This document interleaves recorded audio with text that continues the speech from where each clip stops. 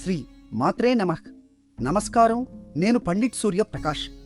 ఈరోజు 30 మే 2026 శనివారం.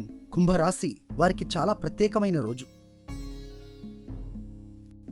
ఎందుకంటే చంద్రుడు మీ 10వ భావంలో అంటే కెరీర్ మరియు ప్రతిష్టను సూచించే స్థానంలో వృశ్చిక రాశిలో ప్రవేశించాడు. ఇది విశాఖ నక్షత్రం 4వ పాదంలో ఉంది. ఈ నక్షత్రం లక్ష్యాలను సాధించే శక్తినిస్తుంది.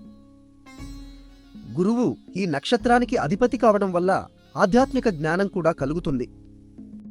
ఈరోజు శుక్లపక్ష చతుర్దశి అంటే పౌర్ణమికి ఒక రోజు ముందు చంద్రుడి శక్తి దాదాపు పూర్తిగా వికసిస్తోంది.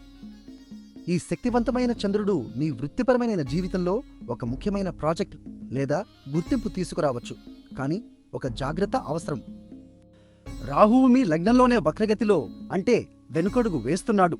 ఇది మీ మానసిక ప్రశాంతతను కొంచెం తగ్గించవచ్చు. ఆవేశంతో నిర్ణయాలు తీసుకోకండి. ఈ రోజు శివయోగం అంటే శుభ ఫలితాలనిచ్చే యోగం నడుస్తోంది. ధ్యానం చేస్తే మనసుకు స్థిరత్వం వస్తుంది. మీ అదృష్ట సంఖ్య 7.